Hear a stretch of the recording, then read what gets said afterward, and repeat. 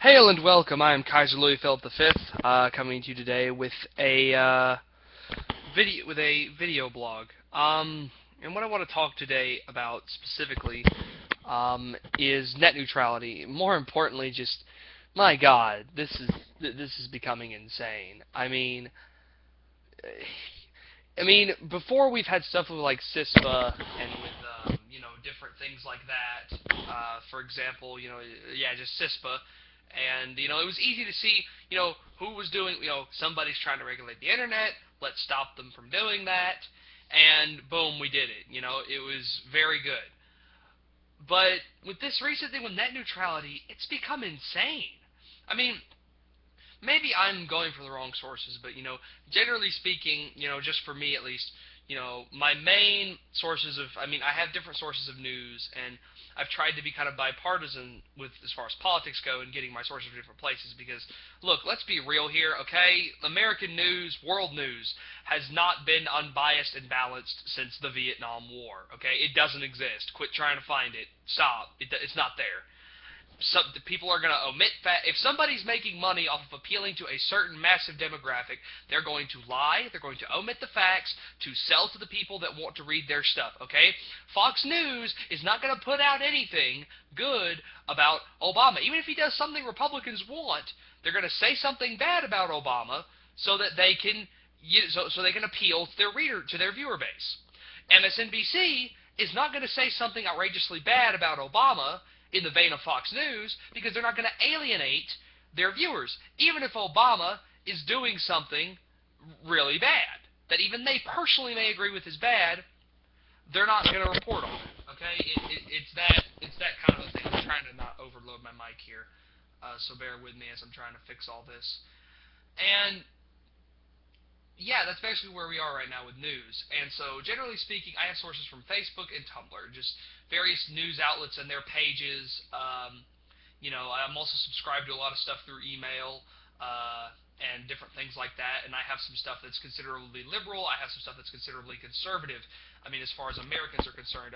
Foreign news is a bit more difficult for me to get because I usually get it from an American source, or I get somebody to translate it for me, and then they bring it to me, and then I read it, and even then sometimes the translation's not exactly perfect, but I do my best. And with this net neutrality thing, it's become absolutely absurd. Literally, it's like both sides are playing Mad Libs from the same book of Mad Libs with their propaganda and with their posturing, and the only thing that's different is, they're saying, blank is going to slow down your internet and charge you more money for using it that you weren't paying before. And all they're doing, that little blank, one side is putting in FCC, and another person is putting in cable companies. It's becoming ridiculous. It is, to me, a pinnacle, a prime example of what the two-party system has done to American politics. It has divided it along two lines that are partisan. And this may shock you, but political parties have nothing to do with right and wrong, It has everything to do with two sides with an agenda appealing to two different people groups in the hopes that those two people groups are going to show up to the polls and they're going to vote for them to go in power so they can do what they want. And then they'll do the stuff that these people want so they get their pat on the back from their constituents, seal their re-election, and then they go to lobbyist groups, and then they get money, and then they become ridiculously wealthy and get some of the best health care in the world because they get paid to sit on their butts for about 4 years of their lives in nice fancy buildings and talk about stuff, and sometimes not even get anything done. That is what the American political machine is today. That is what it is. It is not based on any kind of right or wrong. No matter how strongly you believe in your cause, I promise you, no matter how magnanimous you may think it is, I promise you, you dig deep enough, you're going to find people who are profiting off of it. And that is why they care. They are going to profit off of some outcome, and therefore they care. And those people are the reason you are winning. Okay? Now, I will even say this about my own camp. Okay, I will even say this about my own camp, conservatives. I will say that about us. There are plenty of people who will make loads of money off of, conservative policies getting passed. Hundreds. I remember once someone told me about a conversation they overheard, with some lawyers who supported gay marriage, And, you know, they were asked, well, why do they support it? And they're like, dude, we're divorce lawyers. That's a whole new market. You know, I mean, do you know what the divorce rate is among homosexuals? The infidelity rate? Dude, that is money. You know, they cared because money. Some people will only care because of profit. Because we live in a world that is a massive company store, okay? You pay fake money that is backed by your belief that it means something. It has the value of me taking a piece of paper and writing IOU on it, okay? And then you taking it for services because you believe it has value and because other people will take it from you for your services. And you know what it is? It's paper. It's worthless. It is meaningless. It's not anything. It's worthless in the grand scheme of things. Now, we can argue that minerals are just rocks in the ground, yes, but they are at least finite. You know, at some point, you know, you run out of gold. You know, at some point you run out of certain minerals, okay? Especially with our modern mining, with strip mining techniques. You will run out of, if you mine a vein enough, with enough force and with enough tenacity, you will run out of it. Okay, so there is at least a cap on currency of some kind. All right, you following me? Now, I'm not saying paper currency is totally bad, but that is what our government, our money, has become right now in the U.S. And it is waiting to fall apart. It is just waiting to slowly, basically what's happening is two sides are slowly tearing. They're tearing, and they're tearing, and they're just waiting for it to give. I meant for that to split down the middle. It didn't happen. They're just waiting for it to give. That's all they're doing. It's going to give at some point because it's paper. It means nothing. As long as people keep accepting and taking it for use, it will mean something. And that's what I'm seeing with this whole net neutrality thing. It's just two different people trying to make money two different ways. And they have a whole mob of peasants under their command who they have whipped into a barking mad frenzy and sent them in the opposite direction. And the hilarious thing is, these two camps don't even live in the same reality because their party filters in all their information, all of the knowledge they will ever know they accept from the party because only the party is true. So they accept it dutifully from these people without any thought to what makes these people any better than them, and without any thought as to what exactly makes their sources valid. Oh, it comes from, you know, as stupid as this sounds, believe me, people, I live in the South. Okay, I live in the Bible Belt. All right? I have heard people say, well, you know, why aren't you watching Fox News? You know, that's where all the good news is. Why aren't you watching Glenn Beck? That's where all the good news is at. They say that. And, you can't just debate with, Farmer Huck, about, the validity of news sources and geopolitics. He doesn't care, okay? He has his interests, and he believes the Republican Party stands for those, okay? We're peasants to these parties, okay? We are literal peasants, okay? And I don't mean in the lower middle class sense of the Middle Ages, the actual sense. I mean in the derogatory political sense. You are worthless slime. Your worth exists as long as you do what they say. And if you stop doing what they say, you stop being useful, they kick you out. Or in some places of the world, they kill you. That is what you're looking at right now. And that is what I'm seeing coming to a head with net neutrality. That is what I'm witnessing. That is what I'm looking at right now. I am watching two sides lie to the same tune with different lyrics. And it's disgusting. And I know this because I'm getting news sources from both sides of this debate. That's what I do, okay? That's what I try to do. It's frustrating when one side doesn't report on something, so I don't know what to do. But, that's what I do. And they're literally just laying the blame on somebody else for how much money you're going to get charged to use your internet and how slow it's going to get and who's going to do it. That's what they're doing. They're constructing a narrative, and both sides are disingenuous because it's all about profit, okay? Let me tell you a lesson as somebody who was the grandson of a wealthy banker, okay? Didn't die very wealthy, but, he was a banker. That's what he did with his life, I learned very early in life, money talks, everything else walks. I can't tell you how many times my grandpa told me that with anything related to politics or business sense. Okay? You got money, you got something to talk about. You don't got money, you don't got nothing. Okay? That's negotiations 101. You negotiate from a position of power. If you don't have a position of power to negotiate from, you're in no position to negotiate. Get the hell off my table. You're taking up a chair for someone more important than you. And this may sound like I'm being harsh, but this is reality, people. We have to wake up. We have to wake up and look at what we're dealing with, okay? You are being manipulated. You're being lied to. I don't want the internet to be more expensive. I like the internet the way it is. I think whatever system we have in place right now that is giving us the innovation and is giving us what we have right now needs to stay. I think it's fine. I don't know why we're having this conversation in the first place, but, you know, who knows, right? Look, people, what's going on in the world today is not going to be solved by politics alone, okay? France and Mexico are proof of this, okay? No amount of violent revolutions and posturing makes any difference, because at the end of the day, all somebody wants is power, okay? Except in the rare exception that that's not what they're after. They may have actual good intentions. These people just want power. They want control, and they're finding an avenue to get it from. It's all they care about. So how do we fix this? You know, consider that France has been through like 12 governments since the French Revolution. 12 different governments, and they are much worse off, technically speaking, than they were under the Ancien regime. They are much worse off, technically speaking. You know, under the Ancien regime, France was a world power to be contested with. Now what is France? They're stereotyped as all being cowards. They're laughed at all over the world, which is really unfair, but people still do it. No.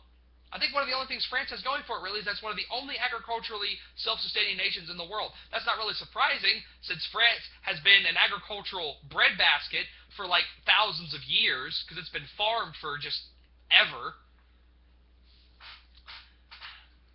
What we need in America, especially since net neutrality concerns America specifically, from what I can understand, what America needs is a change of heart. It needs a change of mindset. It needs a change of values. It needs a mental revolution. It needs a conversion, an enlightening, a change of heart. Because in the end, this net neutrality thing should finally throw it open to people. Should finally open people's eyes to it. This is not about right and wrong, Republicans and Democrats. It's about two different camps getting power two different ways by playing the system. That's all it is. They have their Game of Thrones that they play, and they're playing within the system. Because that's how you win a game. You play by the rules, or you just tip the game board over until someone comes along and makes a new game.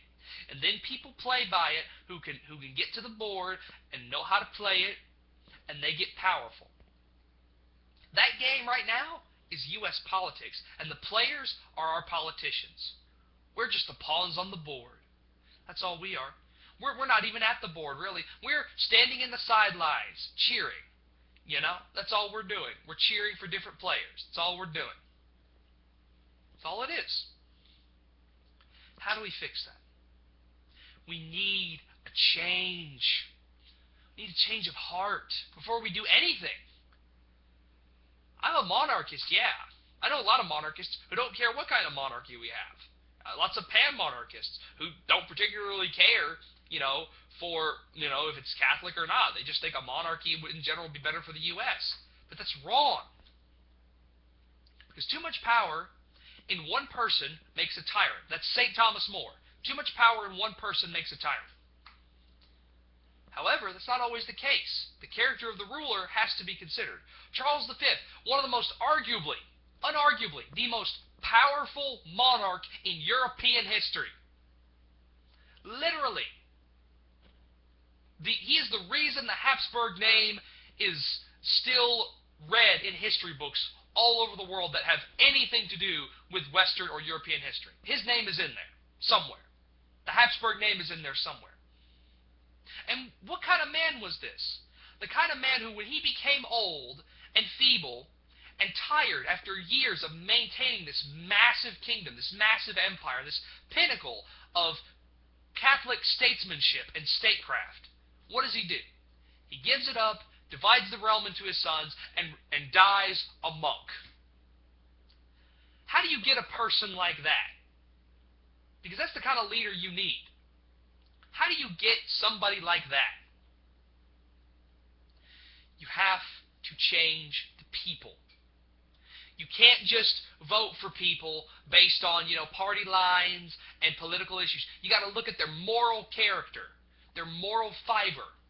You have to look at what they believe, how they act, Maybe they screwed up in the past at some point, okay? But is that a recurring theme, or is that a hiccup in their character? A lot of Americans, it's very famous in American politics, you almost have to be celibate to make your way through it. One affair or, one, mildly licentious act, and the whole world is up in arms, and you're just, Americans have never quite removed that puritanical stripe from them concerning politics, which shows they have an unjustly high opinion of their political officials. America needs a change of heart. How are we going to get that? And I don't mean to alienate my European viewers. I really don't. Everyone is important in the Imperium. Everybody's important in the world. Every single person has some kind of value to something or somebody. You're always important. But I'm speaking to Americans specifically right now, not just Catholics, anyone who may be watching this. Do you really think we can continue on our current trajectory? Be honest. Step back and think. If the United States of America was a family, with all of its parts and sums personified together in different people, is that a family you would want to be invited to Christmas dinner by? Is that a family you would want to live next door to? Is that a family you would want anything to do with? Is that a family you would want to be a part of? Is that a family you think that could survive living under one roof for long? Do you think it would be a family that was healthy, mentally or physically? No, it wouldn't be. We have to change our act. We have to change our mindset. We have to change how we think. We have to change how we believe. A couple days ago actually, on my Facebook, I posted about Our Lady of America. I'm going to leave a link in my description to this devotion. Okay. Now, for the Catholics out there who may be concerned, and I'm always wary of these personal revelations myself, everything seems to be legit, and it is confirmed and it is supported by none other than Cardinal Burke, going back to his tenure as Archbishop. He himself wrote in support of the devotional of Our Lady of America. So if you need any other hint as to why you should care about this or why it would be important to you, I think that should do it. And they have everything available on the site. You can read all the messages in detail. They don't hide nothing. You can find out all about them. They keep all their news articles in one spot. You can peruse through them, find out about them. You can contact them, do whatever you want. I, for one, am going to support this, especially as far as the American theater of the Imperium is concerned. Because the biggest problem America has is, honestly, our administrative problems are secondary to everything we do. There is no reason America should be ever in decline in its current state. There's no reason for it. You can attribute it to bad management, sure. But what is the real root of bad management? It's bad people. That's what it's really at the root of. It's bad people. Someone asked me, why is the United States government so crooked? Because it governs a crooked people. I think some of us can speak for this because they've seen it happen. I know of a family in particular. I will not say names because I don't want to get people in trouble for it, and it's a long past issue. It's long been said and done. I had a friend who had been adopted by another half of his family. And his biological parents his mother specifically was crippled due to a car accident, very bad, and she could not work. She was on subsistence and food stamps, EBT, all that good stuff. And her mother, which was who the kid was staying with, was her primary beneficiary for all her Social Security stuff, right? Okay. And these people would take her food stamp card, because she can't use her own food stamp card, okay, or her own money, okay? It goes through her parents, okay, because they were chosen as her primary beneficiaries. They spent that money. They spent that stuff that was meant for her on themselves, to have big lunches for their friends. That's not right. That's not what food stamps are intended for. Oh, and before you ask, these people are as Republican as you can get. They're not a bunch of, Democrats cheating their own system. No, these people are as conservative as you can get, politically speaking. Maybe not morally. There are all sorts of examples of this, people. That is, so in response to why our government is the way it is, if anyone ever asks you that question, it is because they govern a crooked people. And you got to think like a crook to control a crook. You got to be a con man to know a con man.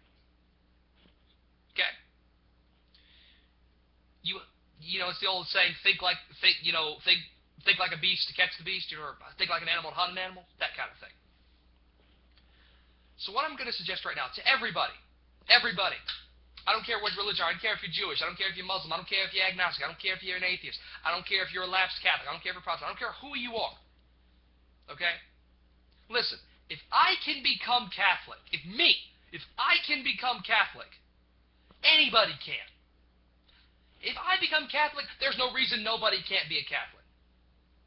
And if they can't be, it's their fault, because they're shutting their brain out to the information. They're refusing to accept it. They're refusing to accept the challenge that God places before them, and they're cowards. They refuse to accept what is placed before them. They refuse to accept the challenge that the Almighty has given to them. We need help, people, and not the kind of help that's going to come from just one person. We need help from the heavens, from above. Our Lady of America, you can read the devotions and everything, because I won't waste time explaining all of it, because I want you to read it yourself. Okay? You people need to learn to read. People need to learn to read and to learn for themselves again.